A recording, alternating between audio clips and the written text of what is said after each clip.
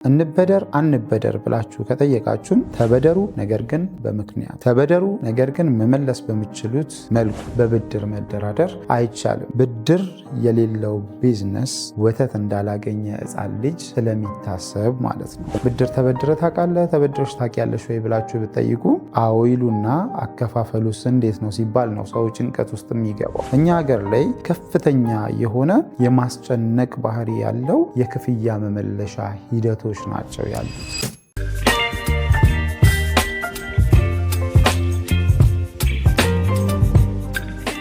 ሰላም ጤና ይስጥልን። የተወደዳችሁና የተከበራችሁ የትርታ ቢዝነስ ሪቪው ቤተሰቦች እንደምን ቆይታችኋል? ፈጣሪ ይመስገን እኛ በጣም ሰላም ነን። ትርታ ቢዝነስ ሪቪው እንደሚታወቀው የተለያዩ የቢዝነስ ሀሳቦችን፣ የገበያ ጥናትና ሌሎች ጠቃሚ መረጃዎችን ወደ እናንተ በማቅረብ ይታወቃል። እንግዲህ ዛሬ ደግሞ ከስቱዲዮአችን ለእናንተ ይበጃል ይጠቅማል ብለን ያሰብነውን መረጃ ይዘንላችሁ መጥተናል። ይህም መረጃ ሰሞኑን ብሔራዊ ባንክ ከፈቀደው የብድር አገልግሎት ያ ማለት እንግዲህ ባንኮች ብድር እንዲለቁ ከማድረጉ ጋር ተያይዞ እኛም ደግሞ ብድር ስንበደር እኛ ሀገር ላይ ፈተናዎች ምንድን ናቸው የተባሉትን 5 ነጥቦች ይዘንላችሁ መጥተናል። እነዚህን 5 ነጥቦች በመረጃ ደግፈን በአሳማኝ መልክ ወደ እናንተ ይዘን ስለምንመጣ ይህን ፕሮግራም ከመጀመሪያው እስከ መጨረሻው መከታተል፣ ለቤታችን አዲስ ሲሆናችሁ ላይክ፣ ሼር፣ ሰብስክራይብ በማድረግ እንዲህ አይነት ጠቃሚ መረጃን ወደ እናንተ ይዞ የሚመጣውን ወይ ደግሞ ወደ እናንተ የሚያቀርበው ሚዲያ ቤተሰብ ሁኑ እንላለን። ይህን ፕሮግራም በመምራት ነው መስቀል የጎበና፣ ካሜራማናችን ናኦል አብሮን ይቆያል። አብራችሁን ቆዩ።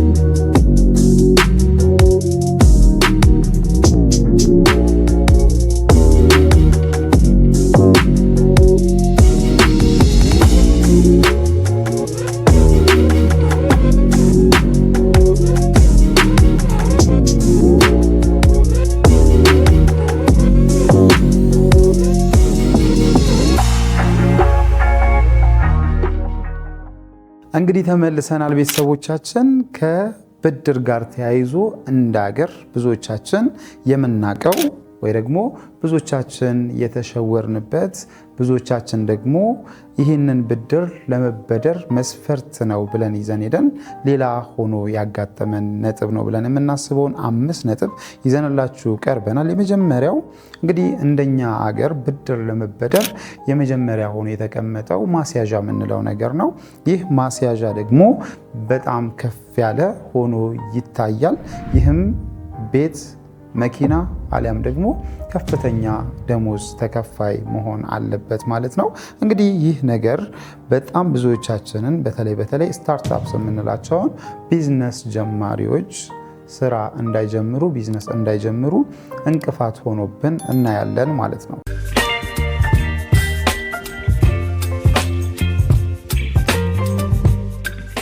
እንግዲህ የመጀመሪያውና ዋነኛው እንቅፋት ሆኖ ለረጅም ጊዜ የቆየው ከፍተኛ ማስያዣ መጠየቁ ነው። ይህም ከፍተኛ ማስያዣ የምንለው ቋሚ ንብረት ተብለው በዋናነት የሚጠቀሱት እንደ ቤትና እንደ መኪና ናቸው። ከዛ እንኳን ወረድ አለ ቢባል የደሞዝ ዋስትና ነው። ይህም የደሞዝ ዋስትና ከምንበደረው ገንዘብ ጋር ተመጣጣኝ እንዲሆን ይጠበቃል። ያ ማለት በጣም ከፍተኛ ገንዘብ ተበድሮ ወደ ስራ መግባት አይቻልም። ስለዚህ ይህ አንደኛውና ዋነኛው ፈተና ሆኖ ቆይቷል። በሁለተኛ ደረጃ ደግሞ ብድርን ራሱ ለማስለቀቅ የምንሄድባቸው ስቴፖች በጣም መርዘማቸው ሌላው ፈተና ሆኖ ቆይቷል ማለት ነው። ስለዚህ ይህ የብድር ማስለቀቂያ ሂደት ወይ ደግሞ የቢሮክራሲ የሚባለው ነገር ብዙዎችን አላስፈላጊ ለሆኑ ወጪዎች ዳርጓል። እነዚህ አላስፈላጊ ወጪዎች ምንድናቸው እንኳን ቢባል የተለያዩ የእጅ መንሻዎችን ጭምር እስከ መስጠት ይደረሳል በእኛ ሀገር ብድር ፕሮሰስ ማድረግ ሲፈለግ ማለት ነውና እነዚህ ሁለተኛ ነጥቦች ሆነው አግኝተናል። በሶስተኛ ደረጃ ላይ ከፍተኛ የወለድ መጠን ይጠየቃሉ። እነዚህ ከፍተኛ የወለድ መጠን ማለት ምን ማለት ነው ሲባል እንግዲህ ከ18% ጀምሮ እስከ 22% የሚደርስ የወለድ መጠን በምንጠይቀው የብድር አይነት ይወሰንብናል ማለት ነው። ስለዚህ ኢቨን እዚህ ጋር ስንመጣ ከፍተኛ የወለድ መጠን የምንለው እንኳን በአይነት ተለይቶ አይነገረንም። በጣም ብዙዎቹ ይሄንን አካሄድ ይጠቀማሉ። ይህ ማለት እንግዲህ የብድር አገልግሎት ስንጠይቅ ምን አይነት ወለድ ነው የሚደረገው ወይ ደግሞ ምን አይነት ወለድ ነው የሚጣልብን ብለን መጠየቅ መቻል አለብን። ያ ማለት እንግዲህ አትሊስት ሁለት አማራጮችን ይጠቀማሉ አበዳሪ ድርጅቶች። አንደኛው ፍላት ኢንትረስት ታይፕ የምንለው ወይ ደግሞ ይሄ ወጥ የወለድ አይነት ነው። ሁለተኛው ደግሞ ኮምፓውንድ ኢንትረስት ታይፕ የምንለው ነው። ስለዚህ ኮምፓውንድ ሲሆን ምን ማለት ነው፣ ፍላት ሲሆን ምን ማለት ነው ብለን መጠየቅ መቻል ይኖርብናል ማለት ነው። እንግዲህ በፍላት ሲሆን ተመሳሳይ ነው ተብሎ ስለሚታሰብ የወለድ መጠኑን ወረድ አድርገው በብዛት ማይክሮፋይናንሶች ይህንን አማራጭ ይጠቀሙታል። ያ ማለት ከ13.5 ወይ ደግሞ ከ14% ጀምሮ እንደየ አይነቱ ወለድ ሲወስኑ እናያለን ማለት ነው። እና ይህንን በትክክል አጥንታችሁ መረዳት መቻል አለባችሁ። አድቫንቴጅ እና ዲስአድቫንቴጃቸው ምንድን ነው? ይሄ ፍላት የሚባለው ለማን ነው የሚጠቅመው፣ ኮምፓውንድ የሚባለው ለማን ነው የሚጠቅመው የሚለውንም ደግሞ በደንብ መለየት መቻል አለብን። ለምሳሌ ያህል አንድ ሰው በኮምፓውንድ ኢንትረስት አማራጭ ተጠቅሞ መኪና ቢገዛ ያንን መኪና እንግዲህ ሲገዛ 2 ሚሊዮን ብር ተጠቅሞ ገዛ ብንል ለስራ፣ ያ ማለት ቀለል ያሉ አሁን እንደ ቪትስ እንደ ፕላትስ ያሉ መኪናዎችን እንግዛ ብንል እንኳን ለስራ ነው እያሰብን ያለ ነው። እንግዲህ ራይድ ልንሰራበት ነው ብለን ብናስብ ይህንን መኪና እንግዲህ የገዛ ነው በ2 ሚሊዮን ብር ከሆነ ይህ መኪና ወራዊ ተመላሹ ምን ያህል መሆን አለበት የሚለው የሚወሰነው ቅድም ባነሳ ነው በፍላት ሲሆን ሌላ ነው፣ በኮምፓውንድ ሲሆን ሌላ ነው የሚሆነው ማለት ነው። ይሄ ከሆነ እናንተን የሚበጃችሁ የትኛው ነው የሚለውን እንድትወስኑ የሚያስችላችሁ የመጀመሪያው ነጥብ ምንድነው? የተሰጣችሁን የመመለሻ የጊዜ ገደብ ሙሉ በሙሉ የምትጠቀሙ ከሆነ ፍላት ላይጎዳችሁ ይችላል። ነገር ግን ተበድራችሁ ቶሎ በአጭር ጊዜ ውስጥ ከፍዬ እጨርሳለሁ የምትሉ አይነት ከሆናችሁ ኮምፓውንድ የተሻለ ሆኖ ይታያል ማለት ነው። ይህ ማለት እንግዲህ በፍላት ሲሆን ቅድም እንዳነሳ ነው በ5 ዓመት ጊዜ ውስጥ የምትከፍሉ ከሆነ ለ5 ዓመት የወለድ መጠኑ ተመን ተሰርቶ ተቆራጭ ይሆንና ተመሳሳይ የገንዘብ መጠን በየወሩ እየከፈላችሁ ትሄዱና ቀሪው እየተቀነሰ ይሄዳል ማለት ነው።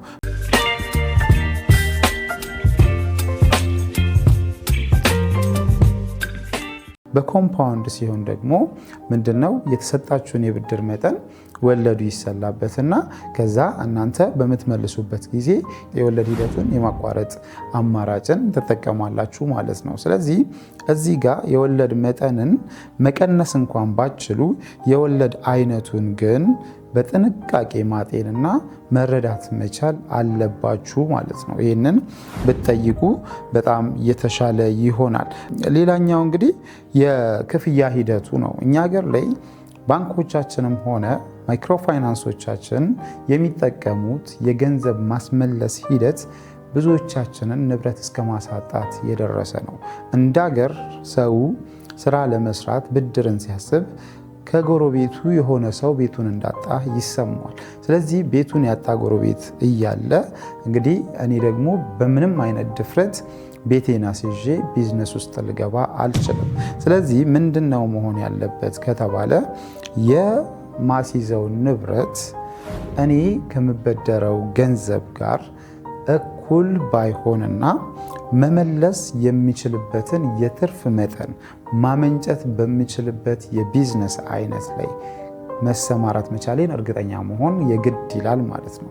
እንግዲህ ብዙዎቻችን ገንዘብ ተፈቀደ፣ ብድር ተለቀቀ ብለን የሌለንን እናወጣና ያለንም ደግሞ እናጣለን ማለት ነው። እንግዲህ ይህ ማለት በጣም በብዙ እንግዲህ ወጣ ብላችሁ ቤተሰቦቻችሁ፣ ጎረቤቶቻችሁን እና ደግሞ የምታውቋቸውን ሰዎች እንኳን ብትጠይቁ ብድር ተበድረ ታውቃለህ፣ ተበድረሽ ታውቂያለሽ ወይ ብላችሁ ብትጠይቁ አዎ ይሉና አከፋፈሉስ እንዴት ነው ሲባል ነው ሰው ጭንቀት ውስጥ የሚገባው።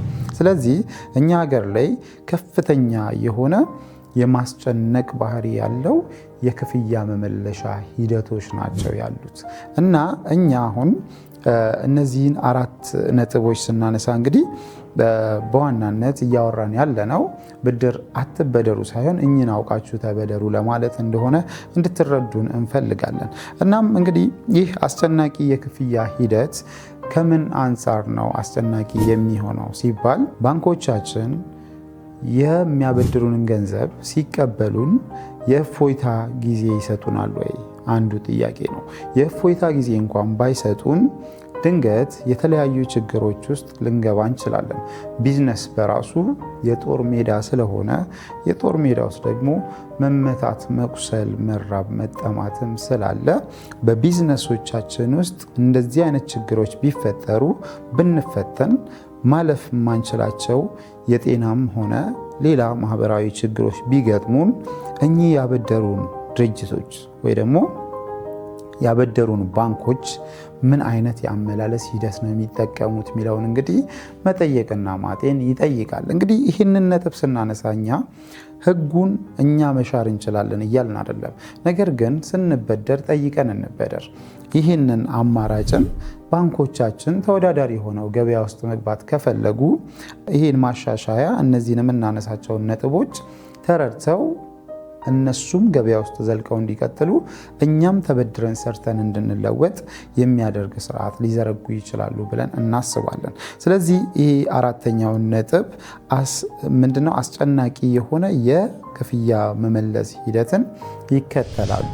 እንግዲህ ይሄንን እናንተ ወደ ራሳችሁ ስታመጡ የምትከፍሉት ገንዘብ እንበልና በ10 ዓመት ውስጥ ከሆነ በየወሩ ሳይቆራረጥ የመመለስ አቅማችሁን ማረጋገጥ መቻል አለባችሁ።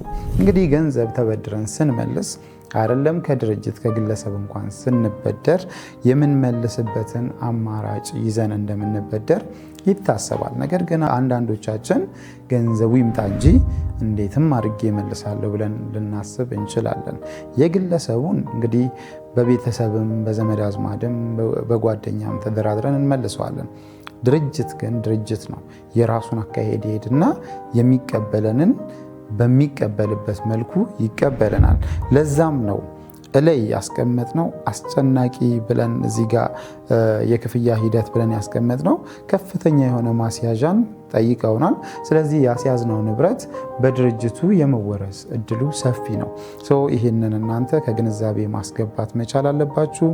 መበደርን ስታስቡ መመለስ የምትችሉበትን አማራጭ ከስር አስምራችሁ ፕላን ኤ ቢ ይዛችሁ ቢቻል ሲጨምራችሁበት መበደር ቻሉ ለማለት ነው።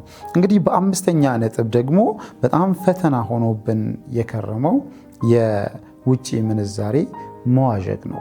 እንግዲህ እኛ ሀገር ላይ በተለይ ይህ የውጭ ምንዛሬ ፈተና በኢምፖርት ኤክስፖርት ላይ ለተሰማሩ ወገኖቻችን ወይ ደግሞ ኢንቨስትመንት ላይ ላሉ ኢንቨስተሮቻችን ይሄ ትልቅ ፈተና ሆኖ ይታያል። ምክንያቱም እነሱ በእኛ ሀገር ገንዘብ እዚህ ጋር ሽጠው ከዛ ደግሞ ምንዛሬው ሌላ ዋጋ ይዞባቸው ይመጣል። እንደገና ደግሞ ይሄ ያመጡበት የዋጋ ተመንና የሚሸጡበት የዋጋ ተመን በሳምንት ውስጥ የተለያየ ቁጥር ይዞ ይታያል። ስለዚህ ይህን ችግር ለመወጣት ምን ሲያደርጉ ይታያል?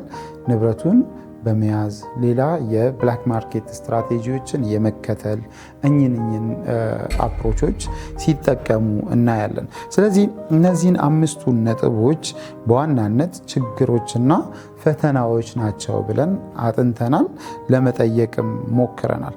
ስለዚህ እናንተ እነዚህን መጥፎ ጎኖች ነጥላችሁ ካወቃችሁ የምትበደሩትን ብድር በምን አይነት መልኩ እንደምትበደሩ ምን ማስያዝ እንዳለባችሁ ቢዝነሳችሁ ምን ያህል አዋጭ እንደሆነ መለየት ይኖርባችኋል ማለት ነው። እንግዲህ ከዚህ ጋር ተያይዞ በጣም በብዛት ማህበራዊ ሚዲያ ላይ በተለይ በባንክ መኪና መግዛት ትክክል አይደለም፣ በማይክሮፋይናንስ ቤት መግዛት ትክክል አይደለም እየተባለ ሲሰራ እንሰማለን። እኛ ግን እንደ አንድ ቢዝነስ ሚዲያ ቢዝነስ በራሱ ችግርን መፍታት ስለሆነ ይህንን መኪና ስንገዛ ያን የሚመጥን ቢዝነስ እየሰራን ከሆነ ድርጅቱ የገዛልንን መኪና በምን ያህል ብር ገዝቶልናል፣ እኛ ደግሞ ከዓመት በኋላ በምን ያህል ብር ልንሸጠው እንችላለን፣ ወራዊ ተመላሹስ መኪናውን ለኛ ሊያስቀርልን ይችላል የሚለውን ካሰባችሁበት በብድር መደራደር አይቻልም። ምክንያቱም ብድር